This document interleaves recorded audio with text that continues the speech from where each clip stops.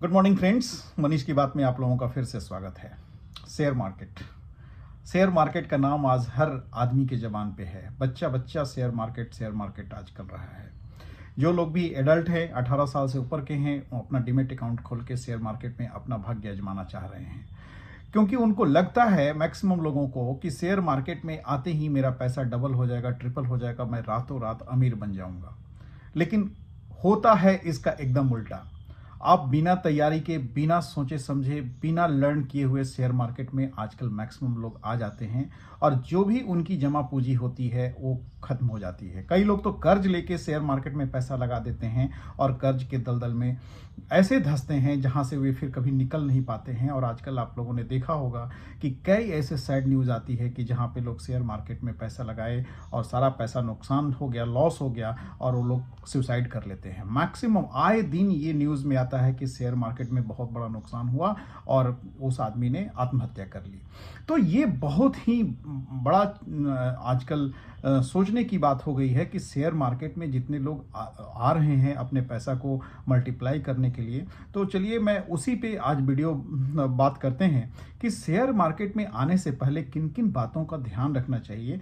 अगर आप उन क्राइटेरिया को फुलफिल करते हैं तभी आप शेयर मार्केट में आइए, अन्यथा शेयर मार्केट से दूर रहिए। क्योंकि लोगों को लगता है कि शेयर मार्केट ही एक ऐसा जरिया है जिससे हम बहुत तेजी से पैसा बना सकते हैं। तो सबसे पहले आपको ये जानना है कि शेयर मार्केट में पैसा रातों रात नहीं बनता है। एक्चुअली इन्वेस्टिंग ऐसी जर्नी है जो बहुत लंबा प्रोसेस है। जैसे आप एक बड़ा पेड़ लगाते हैं और उसको हमेशा समय समय पे खाद पानी, उसका नरिशमेंट करते रहते हैं, उसकी छटाई करते रहते हैं, उसमें इन्वेस्ट करते रहते हैं, लगातार उसमें उसको देखभाल करते रहते हैं। तो वैसे ही इन्वेस्टिंग एक बहुत ही बोरिंग जर्नी है जो अगर आप आज शुरू करेंगे ना तो 10 साल 15 साल के बाद उस पर फल लगेंगे। वो रिजल्ट देना बाद शुरू करेगा 10 साल के बाद, 15 साल के बाद। क्योंकि लोगों को ये पता नहीं होता। लोग तो समझते हैं कि हम शेयर मार्केट में आए, पैसा लगाए, आज हम 1 लाख रुपया लगाए, 2 लाख रुपया लगाए, कल हम 2 लाख, 1,10,000, 15%, 20% रिटर्न लेके निकल जाएंगे। और ऐसे करते करते उनका कभी अचानक ऐसा लॉस होता है कि जमा पूंजी भी खत्म हो जाती है। कई लोग बिना सीखे, बिना सोचे समझे ऑप्शन ट्रेडिंग करने लगते हैं, कॉल पुट खरीदने लगते हैं और उनका जो भी पैसा होता है वो खत्म हो जाता है। कई लोग टिप्स के आधार पे शेयर मार्केट में पैसा लगाते हैं। कई लोग किसी टेलीग्राम चैनल को ज्वाइन कर लिए और टेलीग्राम वाले अपना पैसा लेके उनको बताते हैं कि आप इस शेयर में लगाइए, इस लेवल पे लगाइए और यहाँ से निकलिए, ये स्टॉप लॉस लगाइए, करते रहते हैं और पता चलता है कि महीना 2 महीने में उनका टोटल पैसा खत्म हो गया।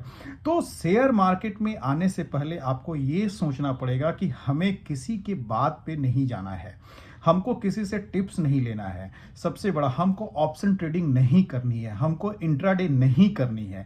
इन सब चीज़ों को सोच के पहले आप शेयर मार्केट में आइए। आप किसी के कहने पर मत आइए कि यहाँ बहुत बड़ा पैसा बनता है। ये मिथ है कि शेयर मार्केट में आते ही आपका पैसा डबल हो जाएगा और ट्रिपल हो जाएगा।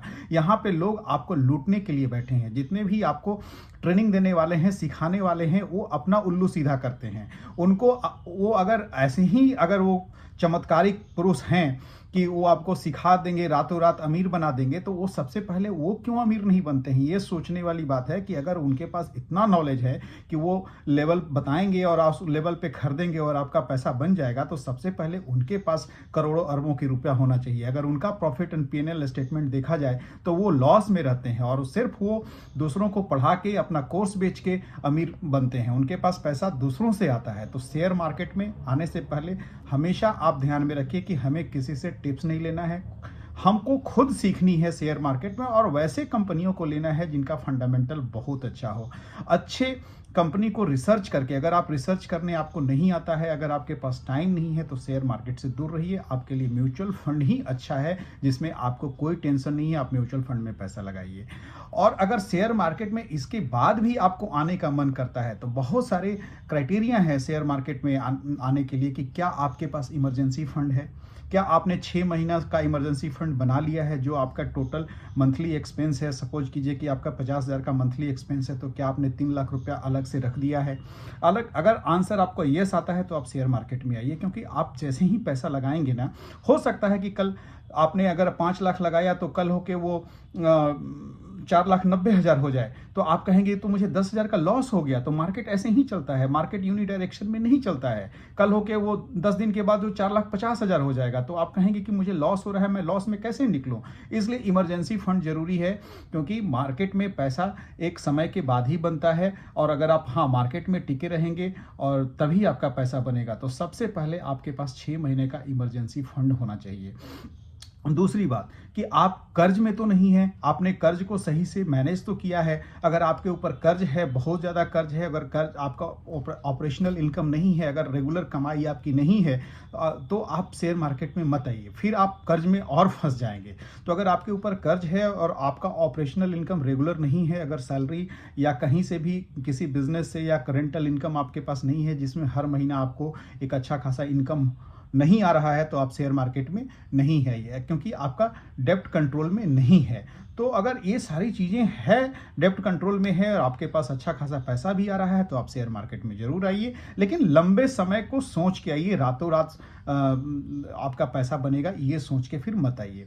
आप अपने एक्सपेंस का बजट बना लीजिए कि हर महीना हमारा ये एक्सपेंस है और उसके बाद मैं हर महीना शेयर मार्केट में इतना इन्वेस्ट कर सकता हूँ, तभी आप शेयर मार्केट में आइए। क्योंकि शेयर मार्केट में जब मार्केट गिरता है तो आपके शेयर के दाम नीचे आएंगे। उस समय जब अगर आपका कोई स्टॉक, सपोज कीजिए कि 100 रुपया में आपने एक शेयर लिया और उसमें अगर 30 से 40% का करेक्शन हो गया, अगर उस स्टॉक 50 रुपये का हो गया या 40 रुपये का हो गया, तो उसमें उस समय आपको उसको एवरेज करने के लिए पैसा है कि नहीं। अगर अच्छी कंपनी है तो एवरेज आपको जरूर करना चाहिए उस समय, क्योंकि जब फिर मार्केट बढ़ेगा तो फिर आपको उसका फायदा मिलेगा। तो आपके पास रेगुलर इनकम होना बहुत जरूरी है और एक सर्टेन अमाउंट आपको हर महीने इन्वेस्टमेंट करने के लिए आपके पास होना चाहिए। अगर ऐसा नहीं है तो आप शेयर मार्केट में नहीं आइए।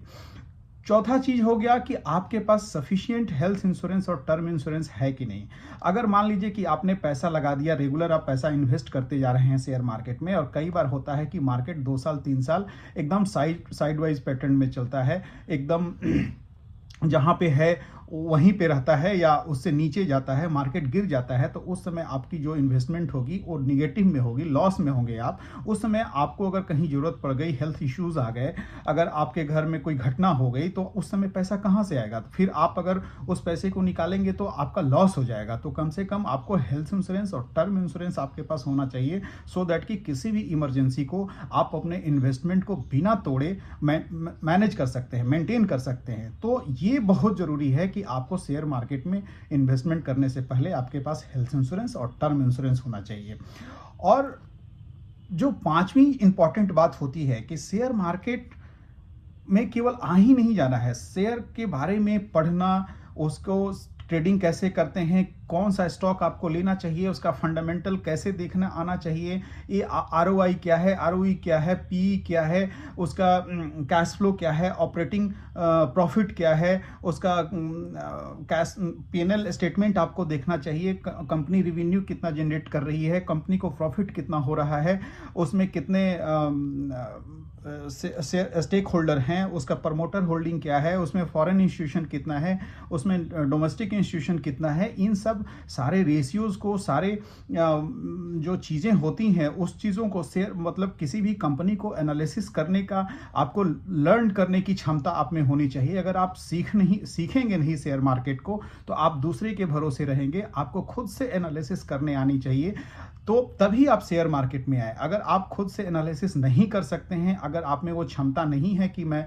किसी चीज़ों को सीख सकता हूँ, लर्न कर सकता हूँ, इस सारे चार्ट को देख सकता हूँ, तब टेक्निकल एनालिसिस कर सकता हूँ, फंडामेंटल एनालिसिस कर सकता हूँ, तो अगर आप में ये कैपेसिटी नहीं है तो आप शेयर मार्केट में नहीं आइए। शेयर मार्केट आपके लिए नहीं बना है। तो ये सारी चीज़ें हैं जिसको अगर आप ध्यान में रखते हैं तो शेयर मार्केट में, अगर उस ध्यान में रखकर आएंगे शेयर मार्केट में, तब तो शेयर मार्केट आपके लिए फ्रूटफुल है। अगर इन सब चीज़ों को आप नहीं कर सकते हैं और इन सब चीज़ें आपके पास नहीं अभी क्राइटेरिया को फुलफिल कर रहे हैं, तो आप अच्छा है कि म्यूचुअल फंड में पैसा लगाएं, जहां पे आपका पैसा एकदम सिक्योर रहेगा। कभी म्यूचुअल फंड में पैसा आपका कम भी होगा तो आगे बढ़ जाएगा, उठेगा मार्केट के साथ, और मार्केट के साथ गिरेगा। उसमें आप रेगुलर इन्वेस्ट कीजिए, बिना दिमाग लगाए इन्वेस्ट कीजिए। वहाँ पे एक बहुत ही प्रोफेशनल फंड मैनेजर होता है जो आपके पैसे को मैनेज मैनेज करता है और अपने हिसाब से वो डिसीजन लेता है कि कब किस कंपनी में पैसा लगाना है, कब किस कंपनी को वहाँ से हटा देना है।